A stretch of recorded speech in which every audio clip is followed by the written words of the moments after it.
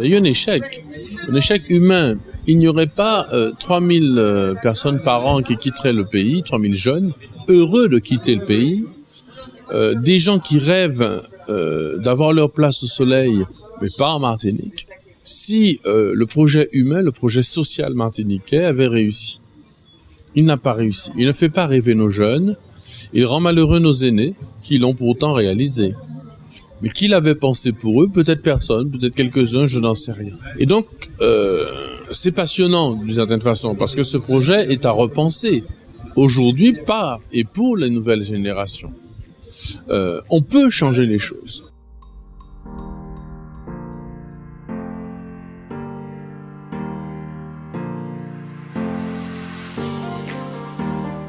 Le projet de l'ICA, donc, il est pensé. Enfin, il ne vient pas comme ça. Il tombe pas du ciel d'une certaine façon. Il est certain que la Martinique n'est pas la seule à avoir ce genre de problème. Et puis, les jeunes qu'on espère voir venir étudier à l'ICA ne sont pas destinés à rester toute leur vie en Martinique. Oui, certains, on espère, oui, qu'ils vont vraiment trouver du travail. C'est pour ça que le monde de l'entreprise est impliqué dans ce projet. Le monde des associations, aussi de la politique, etc. Oui, on espère de tout cœur que ces jeunes vont insuffler un esprit, une espérance. On espère qu'ils seront aussi ouverts sur le monde, comme ils le sont déjà. D'ailleurs, c'est pas une option. Finalement, c'est obligatoire. On a aujourd'hui des moyens qui le permettent. On a cette convention signée avec l'université au Canada qui leur permettront aussi de s'ouvrir sur cette dimension et d'aller faire une partie de leurs études ailleurs.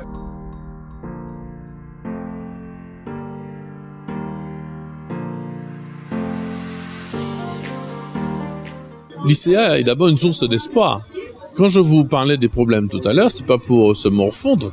Au contraire, c'est quasiment une réjouissance. C'est un challenge extraordinaire pour la nouvelle génération. Grâce à ces professeurs, certainement, qui étaient là ce soir, leurs étudiants principalement, je verrai cette génération de jeunes qui ont des idées nouvelles. Et il y en a déjà beaucoup. Il suffit d'amplifier le mouvement, puis d'aider à notre juste mesure. Certains font plus que nous. Il y a l'université, certainement, d'autres écoles, d'autres formations qui sont données.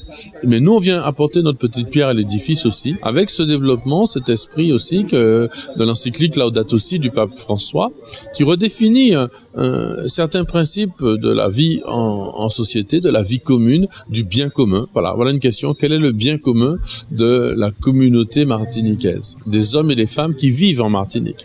Je dis pas simplement les Martiniquais de tout temps, mais tous ceux qui sont ici présents, qu'ils soient de passage, les touristes. Quel est notre bien commun? Mais c'est la richesse et la beauté de notre île, son développement, son dynamisme, sa joie, sa culture, etc. Et tout ça fait partie de l'esprit de l'Institut Saint-Thomas-More, Institut de sciences politiques. Politique, c'est pas simplement la politique des politiciens, évidemment. C'est la vie commune, de tous ensemble. Notre vivre ensemble, si vous préférez. C'est le même mot. Notre vivre ensemble, réfléchir sur notre vivre ensemble et sur l'homme, l'écologie de l'homme, l'environnement comme principe même de ce vivre ensemble. Je crois qu'il y a vraiment un signe majeur pour les années futures et même les siècles futurs de notre Martinique.